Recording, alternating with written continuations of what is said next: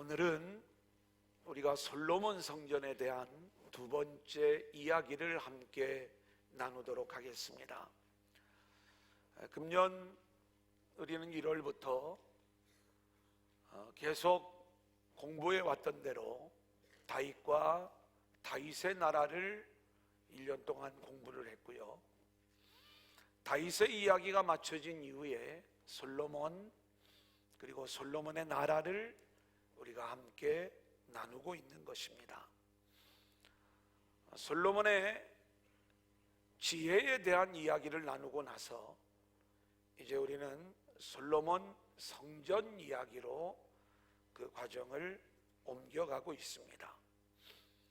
지난주에는 솔로몬의 성전 첫 번째 시간으로 성전은 하나님이 계신 곳인데 사람의 손으로 지은 건물이 성전이 아니라 이 성전은 하나님이 계실 곳을 하나님이 만들어 가시는 것으로서 저와 여러분을 죄 가운데서 구원하셔서 구원받은 백성이 된 저와 여러분과 하나님이 함께 하시는 것, 이것을 우리가 하나님이 지으시는 성전으로 말씀을 드렸습니다. 오늘은 솔로몬 성전 두 번째 이야기로 성전 건축이 완성되는 이야기예요. 오늘 말씀도 놀라운 복음을 품고 있는 거예요. 우리가 구약의 내용을 공부하지만 이 내용이 담고 있는 복음적 이야기, 오늘도 그 본질을 찾아보도록 하겠습니다. 저와 여러분 모두가 주시는 말씀을 통해 큰 은혜 받는 귀한 시간들이 될 수 있기를 소원합니다. 첫 번째 한번 따라해 볼까요? 성전 건축 이야기. 자, 오늘 본문 1절 우리 한번 같이 읽겠습니다. 시작. 이스라엘 자손이 애굽 땅에서 나온 지 480년이요 솔로몬이 이스라엘 왕이 된 지 4년 15월 곧 둘째 달에 솔로몬이 여호와를 위하여 성전 건축하기를 시작하였더라. 여러분, 어쩌면 이 성전 건축의 역사를 기록하면서 시작하는 말씀 같지만 여기에는 솔로몬이 지은 그러한 성전이 출애굽과 연결이 되어지고 있다는 사실을 우리가 놓치면 안 되는 거예요. 출애굽한 지 480년에 솔로몬의 성전이 지어지기 시작했다는 거예요. 사람이 짓는 성전은 많은 성전의 재료들을 준비하면서 여러 가지 건축 재료들을 통하여 짓는 건물의 모습일지 모릅니다. 하지만 이렇게 사람들이 진행하는 역사의 일에 그 위에 흐르고 있는 하나님의 구속사가 있는데, 이 예루살렘의 솔로몬 성전은 철저히 출애굽으로부터 시작되어지는 성전임을 우리에게 보여주고 있는 거예요.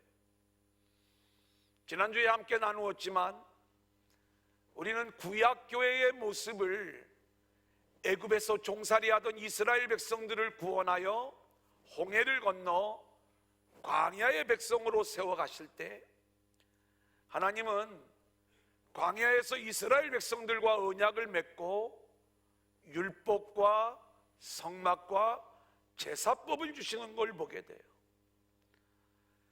애굽에 있던 당신의 백성들을 구원하셔서 하나님을 예배하는 백성들로 세워주시는데, 그 구원받은 백성들 가운데 하나님이 당신의 처소를 삼으시는 거예요. 그렇기 때문에 교회란 한 건물을 이야기하는 게 아니라 구원받은 백성들을 하나님이 처소 삼아 우리 가운데 거하시며 우리와 주님이 연합되어져 있는 이 모습을 우리는 교회다, 이렇게 말씀을 드릴 수 있는 것입니다. 그래서 솔로몬 성전이 출애굽과 연결이 되어지고 있어요.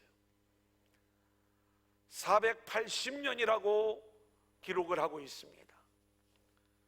우리는 성경에 나오는 숫자를 영적인 의미로 그 내용을 볼 필요가 있습니다. 제가 실제로 이 480년이 진짜 480년일 수가 있습니다. 전통적인 신학자들 또 해석들은 어떻게 이 480년을 풀어가냐면 솔로몬 왕이 즉위한 연대를 이제는 어느 정도 알아요. 주전 960년경입니다. 그래서 이 960년경이 솔로몬의 연대라면 이때로부터 480년 전에 출애굽이 이루어졌겠죠. 그래서 우리는 출애굽의 연대를 주전 1440년경, 보통 주전 15세기 이렇게 이야기를 하는 거예요. 하지만 최근에 고고학자들이 연구를 해보니까 출애굽의 연대가 15세기라기보다는 13세기가 맞는 것 같다, 이렇게 고증들이 이루어지고 있습니다. 실제로 최신의 그 신학자들이 주장하는 연대는 한 150년이라고 하는 갭이 생겨나는데 저는 얼마든지 그럴 수 있다라고 생각을 합니다. 왜냐하면 이 480년이라고 하는 숫자는 우리가 실제로 480년일 수도 있지만 40 곱하기 12의 구조로 되어져 있죠. 그래서 우리는 한 세대를 40년이라고 할 때 출애굽을 한 이후에 12세대 만에 건축이 이루어진 의미가 이 480년 안에 있을 수가 있고요. 또 하나, 성경은 특별히 40과 12라고 하는 숫자를 하나님의 숫자로 사용하고 있는 것들을 우리는 보게 됩니다. 40이라고 하는 숫자는 하나님의 특별한 훈련 기간을 의미하는 것이고요, 12은 하나님의 뜻, 3이라고 하는 하나님의 뜻이 4라고 하는 이 세상에서 이루어지는 의미를 갖고 있어요. 그래서 이 세상을 향한 하나님의 뜻은 저와 여러분을 하나님의 아들로, 하나님의 자녀로 완성하는 것이기 때문에 구약에 12지파가 나오는 거고 신약에 12제자, 12사도의 이야기가 나오는 거예요. 그래서 실제로 12이라고 하는 의미는 오병이어 다음에 12바구니를 거두는 것도 같은 의미인데 하나님의 자녀로 우리를 완성해내는 이야기의 의미를 담고 있습니다. 그렇다면 하나님은 이스라엘 백성들을 애굽에서 건져내어 40이라고 하는 하나님의 훈련의 기간들을 거쳐 하나님의 아들들로 완성해내신 후에 이들을 가나안 땅, 영원한 하나님 나라로 들여와 이곳에서 하나님이 이들과 영원히 함께 거하며 그들을 통치하시는 하나님 나라. 솔로몬의 성전은 이런 영적인 의미가 있는 성전임을 우리에게 보여주는 것, 여기에 출애굽 480년의 의미가 있다, 이렇게 말씀을 드릴 수가 있겠습니다. 물론 이렇게 해석을 하는 건 김군수 목사 혼자예요. 하지만 저는 충분히 이 본문을 묵상하면서 우리가 이 내용들을 생각을 해볼 수 있다, 이 말인 것이죠. 그런 의미에서 우리는요, 성전 건축이 단순한 건물을 짓는 모습이 아니라, 한번 따라해 볼까요? 임마누엘 성전 건축.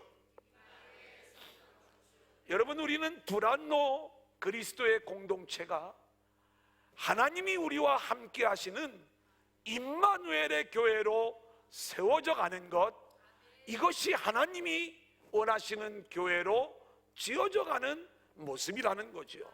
우리 마태복음 1장 23절 같이 읽어볼까요? 시작. 보라, 처녀가 잉태하여 아들을 낳을 것이요 그의 이름은 임마누엘이라 하셨. 이를 번역한즉 하나님이 우리와 함께 계시다 함이라. 여러분, 이 말씀처럼 실제로 우리가 두란노 교회를 세워 나간다라고 이야기할 때 우리는 이 교회의 외모를 가꾸고 교회가 멋지고 크고 그리고 화려한 모습으로 세워지는 것을 우리가 원하고 있을지 몰라요. 하지만 하나님이 지으시는 교회의 모습은 겉으로 드러나는 건물의 모양이 아니라 하나님이 우리에게 거하실 수 있는, 임마누엘의 하나님이 우리 가운데 거하실 수 있는 모습으로 우리가 세워지고 있느냐, 이 부분을 하나님은 바라보고 계시는 거예요. 임마누엘 하나님의 모습이 성막 이야기에 잘 담겨져 있죠. 우리 출애굽기 26장 30절 같이 한번 읽겠습니다. 시작. 너는 산에서 보인 양식대로 성망을 세울지니라. 40장 36절로 38절입니다. 같이 읽어볼까요? 시작. 구름이 성막 위에서 떠오를 때에는 이스라엘 자손이 그 모든 행진하는 길에 앞으로 나아갔고, 구름이 떠오르지 않을 때에는 떠오르는 날까지 나아가지 아니하였으며, 낮에는 여호와의 구름이 성막 위에 있고 밤에는 불이 그 구름 가운데 있음을 이스라엘의 온 족속이 그 모든 행진하는 길에서 그들의 눈으로 보았더라. 여러분, 우리가 구약을 읽어 나갈 때 이 구약의 말씀은 단순히 옛날 이스라엘의 역사 이야기가 아니라 예수의 이야기를 우리에게 보여주는 복음의 코드로 우리가 이 내용을 읽어 나갈 수가 있어야 되는 것입니다. 하나님은 이스라엘 백성들을 출애굽시키셔서 광야에서 이들에게 성막을 지으라고 말씀을 하시는 거죠. 이 이야기는 내가 너희와 함께 하겠다, 이 말씀을 하시는 거예요. 성막이라고 하는 하나의 천막을 지으라는 말씀이 아니에요. 여기에 번제단이 있고 물두멍이 있고 성소와 지성소가 있습니다. 드러나 보이는 그 내용이 중요한 게 아니에요. 광야길을 걸어가는 이 이스라엘 백성들을 향하여 하나님께서 내가 너희와 함께하고 이 광야의 인생을 너희와 함께 걸어가겠다. 그래서 이스라엘 백성들, 구원받은 백성들과 임마누엘 하신 하나님이 불기둥, 구름기둥, 하나님의 임재, 성령의 임재의 모습을 보여주는 것이죠. 그래서 성령의 인도하심과 보호하심 속에 움직여지는데 그 안에 내용은 성막이에요. 이 성막은 정확하게 그리스도를 우리에게 보여주는 모양으로 만들어진 거예요.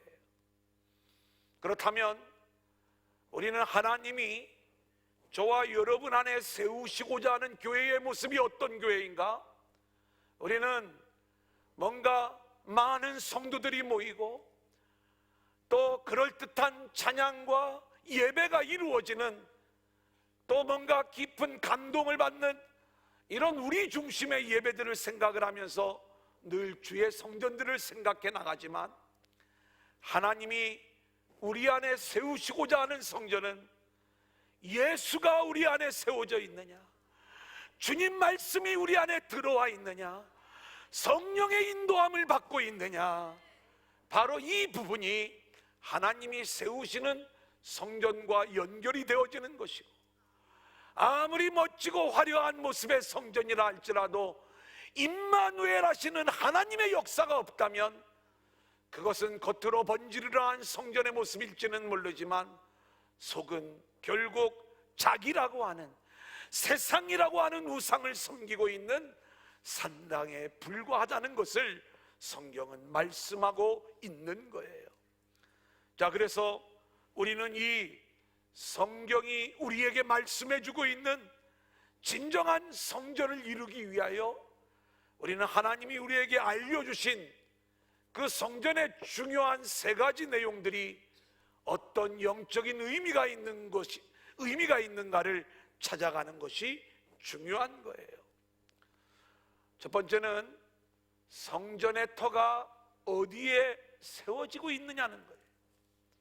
두 번째는 성전이 어떤 모양, 어떤 설계도를 가졌느냐는 거예요. 세 번째는 성전에 들어오는 기물들, 성물들이 무엇이냐는 거예요. 여기에 담겨져 있는 종교적 의미를 말씀드리려고 하는 게 아니라 이 내용들을 통하여 우리에게 말씀하시는 성전의 복음적 의미를 우리가 찾아야 된다는 것이죠. 역대하 3장 1절 같이 볼까요? 시작. 솔로몬이 예루살렘 모리아 산에 여호와의 전 건축하기를 시작하니 그곳은 전에 여호와께서 그의 아버지 다윗에게 나타나신 곳이요 여부스 사람 오르난의 타작마당에 다윗이 정한 곳이라. 여러분, 이곳은요 모리아 산이에요. 근데 오르난의 타작마당이 있는 곳이고 다윗이 전에 번제를 드렸던 곳이다, 이렇게 말씀을 하고 있어요. 모리아 산 하면 또 하나 기억나는 장면이 있죠. 창세기 22장 2절입니다. 같이 읽어보겠습니다. 시작. 여호와께서 이르시되 내 아들 내 사랑하는 독자 이삭을 데리고 모리아 땅으로 가서 내가 내게 일러준 한 산 거기서 그를 번제로 드리라. 여러분, 우리가 아는 것처럼 아브라함이 이삭을 하나님께 번제물로 드렸던 산이 모리아 산이에요. 자, 그러면 지금 성전이 세워지는 이 모리아 산은 어떤 특징을 가지고 있느냐?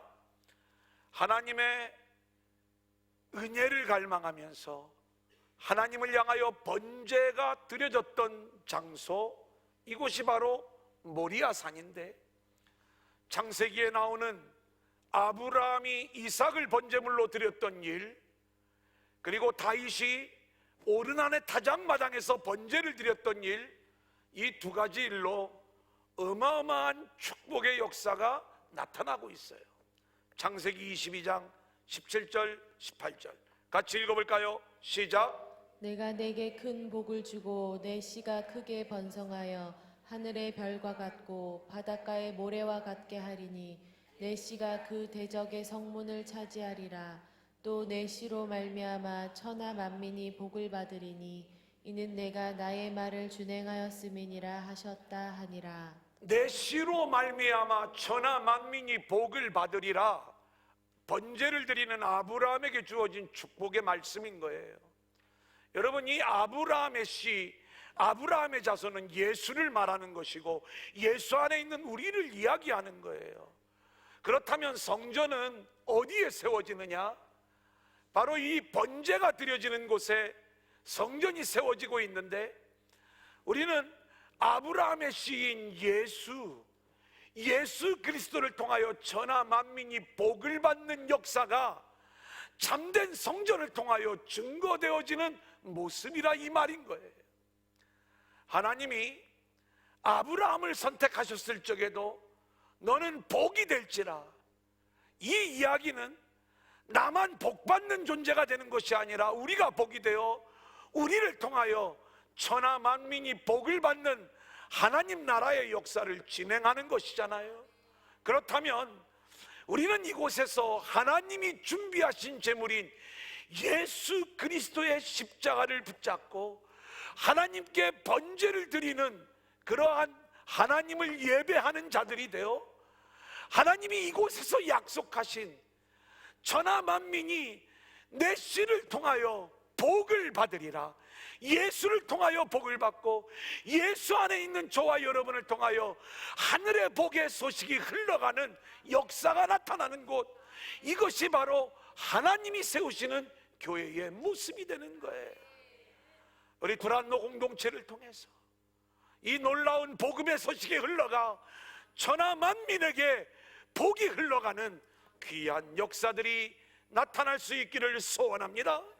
사무엘하 24장 25절 같이 읽어볼까요? 시작. 그곳에서 여호와를 위하여 제단을 쌓고 번제와 화목제를 드렸더니 이에 여호와께서 그 땅을 위한 기도를 들으심에 이스라엘에게 내리는 재앙이 그쳤더라. 이스라엘에게 내리는 재앙은 인구 조사에 대한 재앙이었어요. 사실은 그 재앙의 배경에는 우리가 아는 것처럼 제가 미리 24장 공부할 적에 전에 함께 나누었던 것처럼 하나님은 왜 다윗에게 인구 조사를 하게 하셨는가? 그 배경적 이야기를 알고 있습니다. 이스라엘을 심판하시려는 목적이에요. 이스라엘이 어떤 죄를 저질렀어요? 하나님이 준비하신 왕, 하나님이 허락하신 왕 다윗을 이들이 배반했던 거예요. 그리스도를 배반하여 결국 멸망과 저주 가운데 있을 수밖에 없는 이 이스라엘 백성들을 위하여 하나님은 그 다윗이 대속의 제사를 드림으로 하나님에게 임했던 이 심판으로 하여금 이들이 자유함을 얻고 재앙이 그치고 심판이 그쳐지는 이 놀라운 일들이 다윗의 모리아산의 제사를 통하여 이루어지고 있는 걸 보게 되는 거예요. 그렇다면 성전은 어떤 곳인가? 우리의 죄가 용서함을 받는 거예요. 우리의 죄가 어떤 죄예요? 주님을 우리에게 구세주로 그리고 구원자로 하나님이 우리에게 주셨음에도 불구하고, 그리고 우리가 예수를 나의 구세주로 믿는다고 늘 고백함에도 불구하고 우리는 매일매일의 삶이 주님을 내 인생의 중심에서 몰아내고 내가 내 인생의 주인이 되어 주님을 쫓아내며 살았던 이 죄악들, 결국 하나님의 심판과 저주 가운데 들어갈 수밖에 없는 우리의 인생들이 이제는 다윗의 대속제사를 통하여 우리 주님의 십자가의 은혜로 인하여 다시 한번 우리가 죄의 용서함을 받고 이제 우리의 일을 향하던 심판과 재앙이 끊어지는 자리, 이곳이 모리아산이요 참된 성전의 모습이더라, 이 말인 것입니다. 저는 우리 도란노 교회를 통해서 이 놀라운 축복의 역사들이 나타날 수 있기를 소원하는데, 이곳에 오는 자들마다 모두가 주님을 나의 주인으로 영접하면서 그 주님으로 인하여 우리를 향했던 모든 심판과 저주가 끊어지기를 소망하고 하늘의 복의 주인공들로 우리가 세워져 우리를 통하여 천하 만민이 복을 받는 아름다운 성전의 역사가 나타날 수 있기를 소원합니다. 오늘 본문 7절 같이 읽어볼까요? 시작. 이 성전은 건축할 때에 돌을 그 뜨는 곳에서 다듬고 가져다가 건축하였으므로 건축하는 동안에 성전 속에서는 방망이나 도끼나 모든 철 연장 소리가 들리지 아니하였으며, 성전을 지을 때 성전 안에서 뚝딱거리지 않고 미리 다 준비를 해서 가지고 왔다는 이야기예요. 보통 성전 건축 이야기를 할 때 목사님들이 이 본문을 인용을 하면서 성전 건축을 할 때 우리 안에 어떤 원망이나 불평이 나오면 안 된다는 것을 이 말씀을 통해서 우리에게 선포할 때가 많이 있습니다. 물론 좋은 적용일 수가 있어요.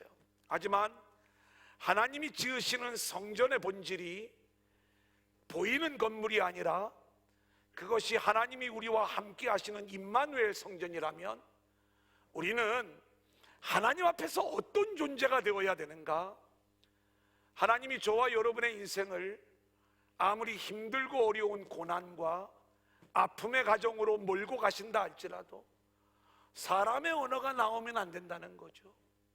우리는 내 인생을 향하신 하나님의 뜻, 하나님의 섭리를 인정하면서 나 자신을 완전히 낮추고 오직 하나님은 선하신 하나님이요 실수가 없으신 하나님이요, 우리가 그 고난을 받는 자리에서도 하나님을 향한 믿음과 사랑을 고백하면서 오직 하나님의 영광만을 드러내는 성전의 모습으로 세워져야 된다는 것, 이 말씀의 의미를 오늘 본문은 우리에게 이야기해 주는 거예요.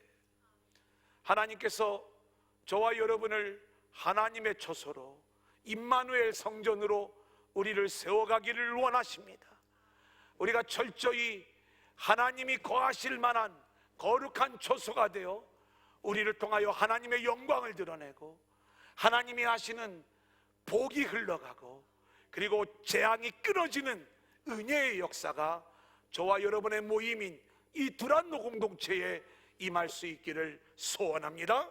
두 번째 한번 따라합니다. 여호와의 말씀 11절 읽어볼까요? 시작. 여호와의 말씀이 솔로몬에게 임하여 이르시되. 여러분, 제가 하나님의 긴급동이라고 이야기를 했습니다. 성전을 짓고 있는데 하나님이 급하게 하실 말씀이 하나가 있는 거예요. 너무나도 이 이야기가 중요하기 때문에 솔로몬에게 하나님이 말씀으로 임재하고 계시는 거예요. 솔로몬은 지금 큰 성전을 짓고 있습니다. 화려하고 멋진, 그리고 좋은 재료들을 준비해서 성전을 짓고 있는데 하나님은 이 성전을 지어가는 솔로몬에게 너가 잊지 말아야 될 분명한 복음의 이야기가 하나 있다. 12절 13절이에요 같이 읽어보겠습니다. 시작. 내가 지금 이 성전을 건축하니 내가 만일 내 법도를 따르며 내 율례를 행하며 내 모든 계명을 지켜 그대로 행하면 내가 내 아버지 다윗에게 한 말을 내게 확실히 이룰 것이요 내가 또한 이스라엘 자손 가운데에 거하며 내 백성 이스라엘을 버리지 아니하리라 하셨더라. 여러분, 하나님이 중요하게 여기시는 성전은요, 그 성전이 얼마나 멋지냐, 그 성전이 얼마나 크냐, 여기에 있는 게 아닙니다. 제가 우리 황 전사님이 이제 청년들하고도 또 학생들하고 이렇게 좀 이별하는 그러한 시간을 좀 가질 때 본인이 이렇게 교회 와서 원했던 몇 가지를 이렇게 이야기를 하더라고요.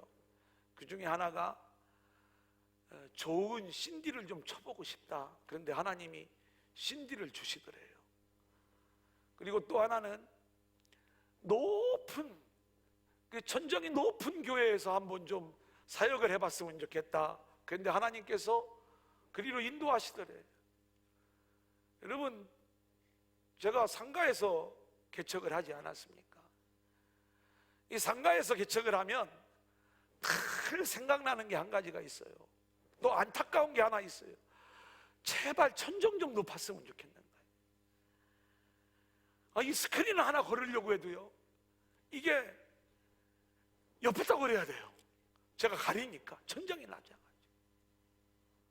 그러니까 우리가 공간을 활용하는데 얼마나 어려움이 많은가 몰라요. 천장이 좀 높았으면 좋겠다. 좀 높아도 좀 심하죠, 우리는. 조금 이렇게 물론 뭐 더 높은 곳을 향하라는 의미가 있겠지만 어쨌든 그런 거예요. 큰 건물, 화려한 건물, 물론 우리가 할 수 있다면 그러한 모양을 통해서 우리가 더 많은 영혼을 구원하기 위한 노력을 기울이는 것 훌륭한 일이지만, 하나님의 긴급동의는 지금 이 솔로몬이 혹시 잘못 생각하는 것이 있을까 봐, 나는 지금 너가 짓는 이 건물에는 관심이 없어. 내가 너를 통해서 지어가는 진짜 성전이 있는데 그것은 너가 하나님의 말씀을 붙잡는 일이야. 그것은 너가 하나님의 말씀에 순종하는 일이야. 너가 아무리 크고 화려한 성전을 짓고 거기에 수많은 백성들을 모아놓았다 할지라도 너가 하나님의 말씀을 붙잡지 않으면 내가 이 성전을 던져버릴 거야. 하나님이 이 말씀을 하시는 거예요. 9장 6절 7절 한번 같이 읽어볼까요? 만일, 시작. 만일 너희나 너희의 자손이 아주 돌아서서 나를 따르지 아니하며 내가 너희 앞에 둔 나의 계명과 법도를 지키지 아니하고 가서 다른 신을 섬겨 그것을 경배하면 내가 이스라엘을 내가 그들에게 준 땅에서 끊어버릴 것이요 내 이름을 위하여 내가 거룩하게 구별한 이 성전이라도 내 앞에서 던져버리리니 이스라엘은 모든 민족 가운데서 속담거리와 이야기거리가 될 것이며. 하나님이 이스라엘 백성들을 애굽에서 구원하여 가나안 땅에 들이신 것은 하나님이 이들과 함께 하시면서 이들을 영원한 초소로 하나님 나라로, 하나님이 원하시는 성전으로 세우시기 위함이었어요. 그런데 너희가 하나님의 말씀을 붙잡지 아니하고 그 말씀에 순종하지 아니하면 내가 이 땅에서 너희를 쫓아낼 거야. 너희들이 지은 이 건물 내가 던져버릴 거야. 하나님의 긴급동의에 들으라는 거예요. 실제로 이스라엘 백성들은요, 솔로몬은 이 말을 듣고도 결국 그 말씀을 붙잡는 데 실패하고 타락하고 말아요. 9절 10절 11장 9절 10절 같이 읽어볼까요? 시작. 솔로몬이 마음을 돌려 이스라엘의 하나님 여호와를 떠남으로 여호와께서 그에게 진노하시니라. 여호와께서 일찍이 2번이나 그에게 나타나시고 이 일에 대하여 명령하사 다른 신을 따르지 말라 하셨으나 그가 여호와의 명령을 지키지 않았으므로 그가 여호와의 명령을 지키지 않았으므로 그가 여호와의 명령을 지키지 않았으므로 성경은 분명히 이야기를 합니다. 그래서 이스라엘은 솔로몬이 죽은 다음에 남과 북으로 나뉘어져요. 그것도 모자라 둘 다 망하게 되고 바벨론으로 포로로 붙잡혀가게 됩니다. 하나님이 구원해 드리신 그 약속의 땅에서 도로 쫓겨가게 되는 거예요. 바벨론에 의하여 이 솔로몬 성전이 불타 없어지게 됩니다. 하나님이 말씀하신 대로 내가 이 성전을 던져버리겠다. 그 일들이 이루어지는 거예요. 하나님의 나라를 상실해버리는 거예요. 사랑하는 여러분, 하나님의 긴급동의가 오늘 우리 이 두란노 교회를 향하여 하나님이 오늘도 이 마지막 한 해를 정리하는 이 마지막 시간에 하나님이 하실 말씀이 있다는 거예요. 성령의 불을 뿜는 교회 1년 동안 달려왔어요. 넘치는 교회, 넘치는 축복 2020년의 표어예요. 다 하나님이 그래 좋아. 하지만 내가 너희에게 분명히 할 말이 있어. 아무리 중요한 슬로건을 내걸어놓고 그렇게 멋진 교회의 모습으로 세워지기를 원하는 너희들의 마음은 알겠는데 내가 진짜 원하는 성전의 모습은 어떤 교회인지 아니? 하나님의 말씀 붙잡는 거야. 그 말씀에 순종하는 거야. 말씀이 육신이 되어 우리 가운데 거하신 예수님, 그 예수님과 우리가 연합하여 한 몸을 이루고 나아가는 교회, 그렇게 말씀이 살아있는 교회가 될 것을 오늘 이 시간 하나님은 긴급 동의하시는 거예요. 우리가 그 하나님의 말씀을 붙잡아야 될 줄로 믿습니다. 그래서 우리 재단을 통하여 살아있는 하나님의 말씀이 증거되어지므로 이곳이 하나님의 나라임이 증거되어지고 그리고 그 하나님의 나라가 확장되어지는 놀라운 역사들이 나타날 수 있기를 소원합니다. 마지막 세 번째 한번 따라합니다. 하나님의 설계도. 출애굽기 25장 8절로 9절 같이 읽어볼까요? 시작. 내가 그들 중에 거할 성소를 그들이 나를 위하여 짓되 물은 내가 내게 보이는 모양대로 장막을 짓고 기구들도 그 모양을 따라 지을지니라. 이것은 성막을 하나님이 어떤 모양으로 지어라 설계도를 주시는 내용이에요. 그러면 솔로몬의 성전은 설계도가 없는가? 아니죠. 역대상 28장 19절 같이 읽어볼까요? 시작. 다윗이 이르되 여호와의 손이 내게 임하여 이 모든 일의 설계를 그려 나에게 알려주셨느니라. 솔로몬의 성전도 하나님이 다윗에게 그 설계도를 다 주셨다고 말씀하고 있는 거예요. 자, 그러면 이 성전의 설계도가 하나님에 의하여 주어졌다면 우리는 이 설계도에 담겨져 있는 건물의 모양, 이것이 중요한 게 아니라 이 건물의 모양을 우리 가운데 말씀할 때 거기에 드러나 있는 하나님의 관심, 하나님의 마음, 하나님의 뜻이 무엇인가를 우리가 알아가야 되는 거죠. 자, 6장 19절 20절 우리 한번 같이 읽겠습니다. 시작. 또 성전 안에 내소를 마련하였는데 그 내소의 안은 길이가 20규빗이요 너비가 20규빗이요 높이가 20규빗이라 정금으로 입혔고 백평목 제당에도 입혔더라. 여러분, 오늘 말씀을 보면 여호와의 언약궤를 두기 위하여 성전 안에 내소를 마련하였다. 이 내소는 지성소를 얘기하는 거고요. 외소, 바깥에 있는 걸 성소라고 우리가 이야기를 합니다. 근데 하나님의 관심은 이 지성소에 있는 거고, 그리고 그 지성소 안에 법궤가 놓여지게 되는 것을 보게 돼요. 근데 이 지성소가 길이가 어떻게 되고 너비가 어떻게 되고 높이가 어떻게 된다는 것을 우리에게 이야기해 주는데, 똑같이 20규빗이래요. 얼마만한가, 뭐 이걸 아는 것도 중요하지만 성경은요, 이렇게 가로와 세로와 높이가 같은 모양을 우리가 정육면체라고 이야기하는데, 성경에는 이런 구조들이 몇 군데 등장을 합니다. 그러면 가로, 세로, 높이가 같은 그 의미는 흠이 없는 거룩한 완전한 장소임을 보여주는 의미가 그 안에 담겨져 있는 거예요. 그래서 교회가 거룩하고 흠이 없는 교회가 되기 위해서는 하나님이 마음을 두고 있는 지성소, 지성소 안에 법궤, 우리가 법궤를 이야기할 때 늘 지식적으로 법궤 안에는 십계명 돌판, 아론의 쌍난 지팡이, 만나를 담은 항아리, 이 세 개가 들어있어요. 이런 지식으로 이 내용을 공부하지 말고 이 십계명, 만나, 그리고 아론의 쌍난 지팡이 안에는 인간의 불순종과 죄악의 모습이 담겨 있는 거예요. 그것을 법궤의 뚜껑이 덮고 있죠.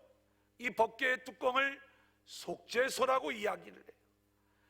양 끝에 구룹이 이렇게 날개를 편 현상이 되고, 그 가운데 좌정하시는 하나님, 아무 모양이 안 보이지만 여기에 1년에 한 번 대제사장이 대속제물의 피를 가지고 와서 거기에 피를 부어드릴 때 그 피가 흘러내리면서 하나님의 용서의 은혜가 임하는 곳, 이곳이 바로 법궤인 거예요.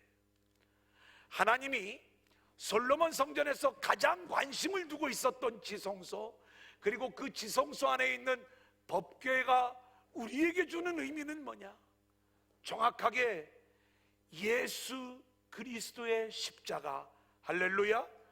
여기에 하나님의 가장 본질적인 관심이 있다는 것, 우리는 이것을 놓치지 말아야 되는 거예요. 여러분, 하나님이 십자가를 우리에게 왜 주셨어요? 하나님이 법궤를 왜 우리에게 주셨어요? 우리는 성경에서 법궤를 잘못 사용했다가 하나님의 징계를 받은 홈리와 비나스의 이야기를 알아요. 전쟁의 승리를 위하여, 자기 영광을 위하여 하나님 신앙, 법궤를 잘못 사용하였다가 하나님의 심판을 받아 죽임을 당하게 되는 이야기를 우리는 알게 되는 것 아닙니까?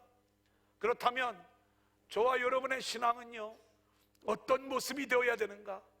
우리가 예수의 십자가를 붙잡고 예수님을 믿는다고 하면서 그 신앙이 수단이 되고 나의 성공과 나의 유익과, 그리고 내가 이 세상에서 뭔가 땅의 복을 받는 이 일을 위하여 십자가의 신앙을 사용하고 있다면, 이것은 하나님의 심판과 하나님의 징계를 받을 일에 불과하다는 것을 우리는 잊지 말아야 되는 거예요. 하나님이 진정으로 이 지성소와 법궤에 관심을 두고 있는 것처럼 하나님은 저와 여러분의 중심에 예수가 세워지고 십자가가 세워지는 것, 여기에 하나님의 관심이 있는 줄로 믿습니다. 매일매일 그 십자가 몰아내고 나 자신을 내 중심에 두어 내가 내 인생의 주인공으로 살아갈 것이 아니라, 우리는 나는 죄인이요, 나는 연약한 자요, 나는 자격이 없는 인생이요, 예수가 와야 됩니다. 십자가가 세워져야 됩니다. 우리는 이 믿음을 가지고 매일매일 내 안에 예수가 세워지고 십자가가 세워지는 이 하나님의 일에 순종하며 나아가는 저와 여러분들이 되어질 수 있기를 소원하고, 이것이 하나님이 세우시고자 하는 성전이라는 것, 이것을 기억하면서 저와 여러분이 하나님이 원하시는 성전의 모습으로 세워지기를 원하고, 우리 두란노교회가 그런 멋진 교회로 세워질 수 있기를 주님의 이름으로 간절히 축원합니다.